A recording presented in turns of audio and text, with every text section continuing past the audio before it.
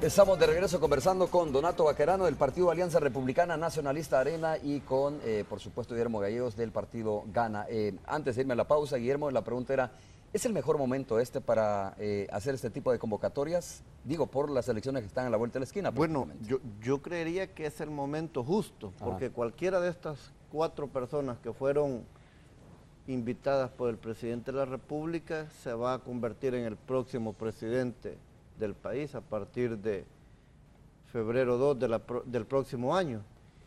Y también quería decir que me parece que el que no le apueste de estos 4 a la continuación de los programas sociales, prácticamente es un candidato que está alejado de la realidad.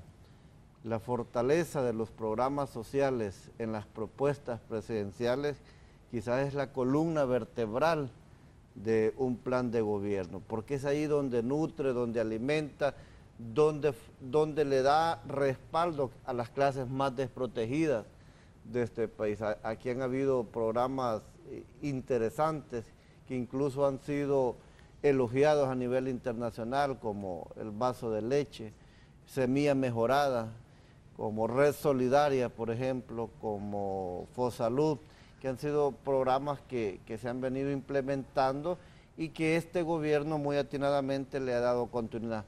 Por lo tanto, creo que es también indispensable que el próximo presidente de la República le dé continuidad a este tipo de esfuerzos que, como te digo, pues se convierten en la columna vertebral de cualquier propuesta presidencial. Muy de acuerdo también con el doctor Baquerano, pero para esto se necesita una reforma fiscal, porque todo este tipo de programas lo que requieren es un financiamiento, una fuente de financiamiento para poderlos desarrollar. Yo difiero con él un poco en el sentido de que nuestro país y en los últimos 5 gobiernos a partir de 1989, nuestro país se ha visto en la necesidad de tener que financiar su presupuesto a través de préstamos. Y eso lo han hecho los diferentes presidentes. Y no es porque les dé la gana hacerlo, sino que es una necesidad.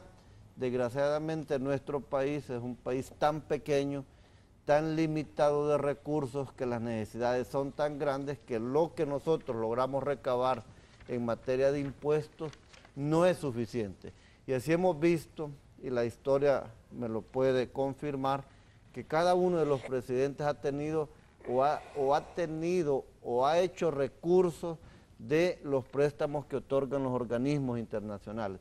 Claro, debemos de mantener un balance. Hasta hoy ha sido la llave principal, ¿no? Digo, además del presupuesto general de la nación. Ha sido una necesidad indiscutible que se ha tenido que hacer, pero hay que mantener ese balance en materia fiscal de no sobrepasar el nivel de endeudamiento, es decir, la capacidad que tengamos como país para seguir adquiriendo estos préstamos. Pero para algunos ya se pasó ese balance, Guillermo. Mira, y por eso incluso el Fondo Monetario Internacional está hablando de un 3% al IVA, ¿no? Como una recomendación fiscal. Eso salía pues publicado hace unos días, pero yo siento que en la medida, hemos sido, y esto tengo que decirlo, hemos sido gobiernos responsables.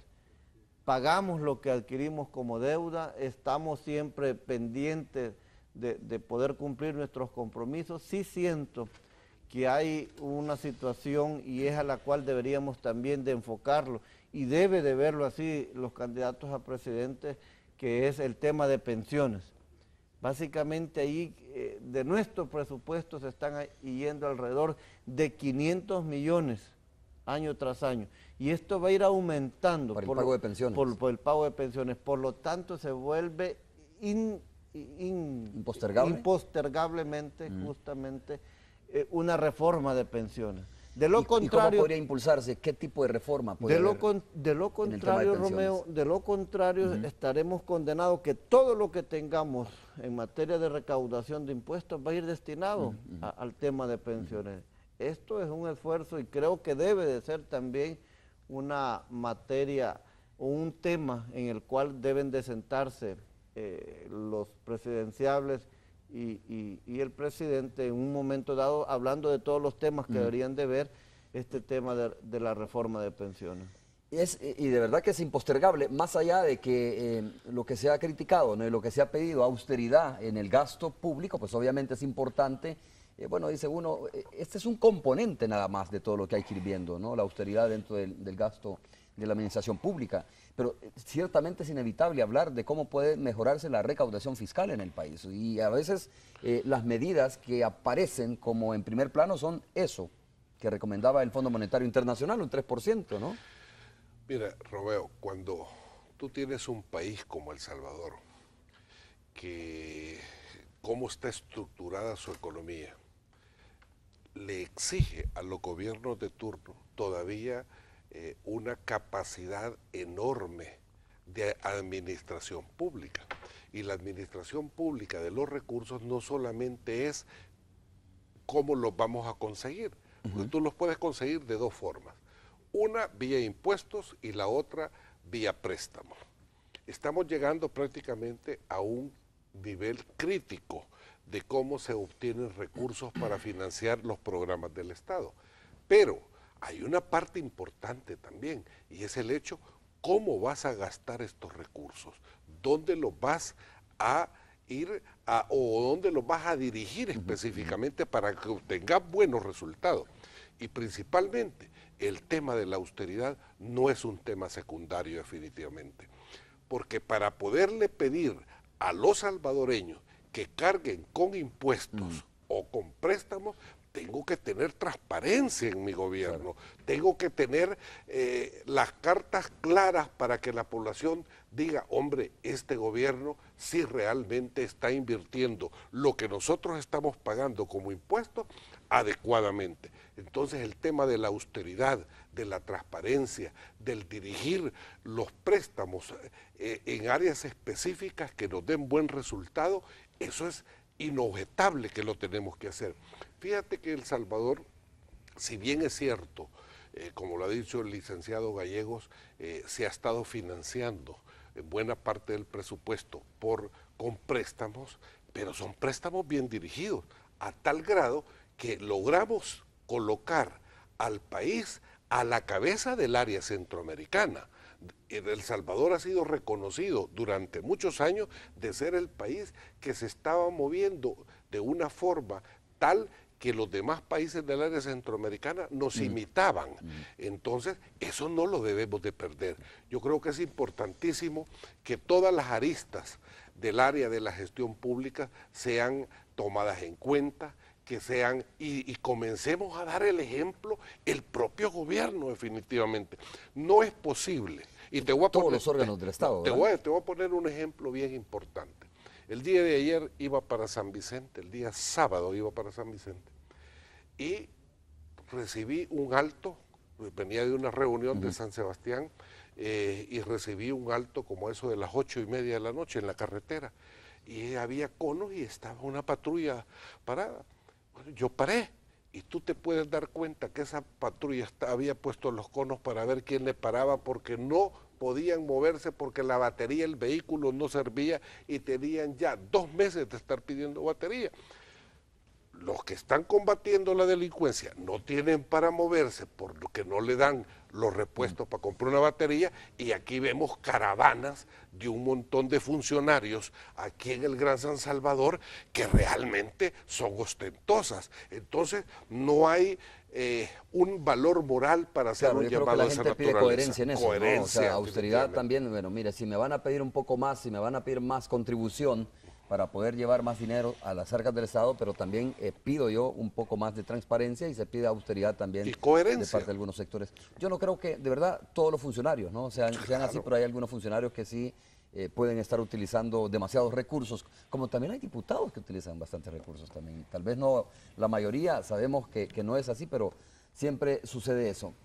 Señores, en un simulacro con papeleta donde se entregó una boleta con fotografía, hablemos un poco ya para ir cerrando sobre el tema de las encuestas. Hubo una encuesta recientemente, la semana pasada fue publicada la más reciente de Javes y el Diario de Hoy. Y decía, cuando se colocó en la boleta y se hizo una votación simulada con fotografía de los 3 candidatos presidenciales y la bandera misma de los candidatos, aparecía los siguientes datos. Norman Quijano encabezando con 30.1%, aparecía ya, y este es el dato que resulta bastante interesante, ¿no?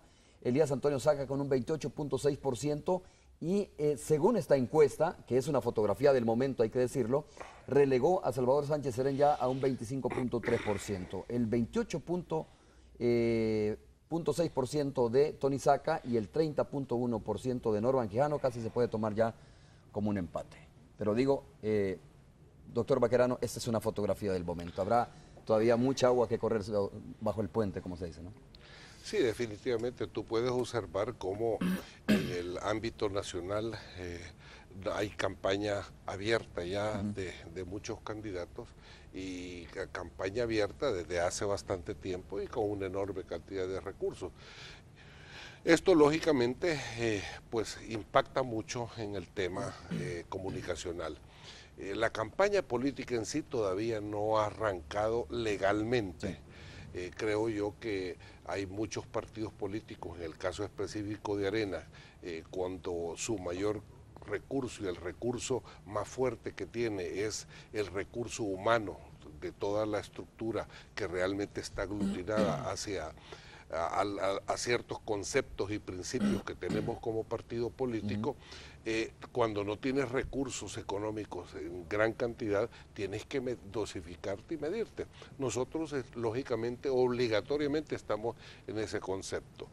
Pero sí quiero decirte, yo creo que es importantísimo que el salvadoreño, aquel que no ha tomado todavía una decisión, utilice su capacidad crítica para realmente entender qué es lo que representa cada uno de los candidatos y poder elegir al candidato que mejor le convenga al país y no dejarse guiar por una campaña, dijéramos, de aglutinamiento, de convencimiento por la repetición constante.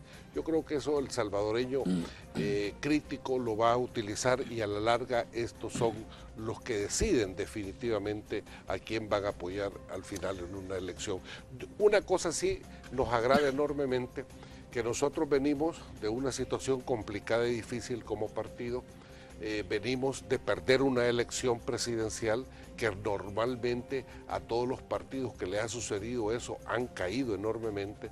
Nosotros venimos de estar 20 puntos abajo del FMLN después de las elecciones y nos ha tocado comenzar a remontar en base a propuestas firmes, en estar a la par de la población, en entender cuál es el sentir y el pensar, y hemos llegado a que hasta estas alturas Norman Quijano nunca ha estado abajo de ningún otro candidato. Ahora, solo para irnos a la pausa y después escuchar a Guillermo, ¿no le preocupa al partido Arena que probablemente se pueda aplicar aquel dicho de que está durmiendo un poco con el enemigo? Me refiero a las declaraciones de varios miembros de Arena que continúan como quejándose, ¿no?, de la situación. Ahora mismo estoy leyendo lo más reciente publicado de Walter Araujo, dice: Arena y su candidato es la sintomatología perfecta de caminar al revés. Y dice que va Arena prácticamente a una derrota anunciada, ¿no?, que es lo que se publica más recientemente de esos artículos que está escribiendo ahora. Bueno, yo quiero en primer lugar decirte que en Arena nosotros somos abiertos. Hay una enorme cantidad de personas que acompañan las decisiones que se toman y también hay otros que las critican. Claro. Walter se ha caracterizado últimamente por estar haciendo una serie de señalamientos, tiene todo su derecho de la forma de pensar y él tiene también todo su derecho de tener su propio candidato, sea este del partido o sea este del otro partido. Su candidato es, bueno, él ha dicho que es de Arena y no se va a salir de Arena. Bueno, ¿no? Él es de Arena, pero tiene su candidato, ya lo ha dicho él claramente. Okay. Y yo quiero decirte, lo de Walter única y exclusivamente yo lo veo de esta forma. Gracias a Dios tenemos gente que disiente y de eso es la democracia, estarlos escuchando nada más. Pueda tener razón como pueda andar completamente perdido. Bueno, vamos a hacer la pausa, Guillermo. Cuando regresemos escuchamos tu opinión respecto al tema de las encuestas en nuestro país. Volvemos.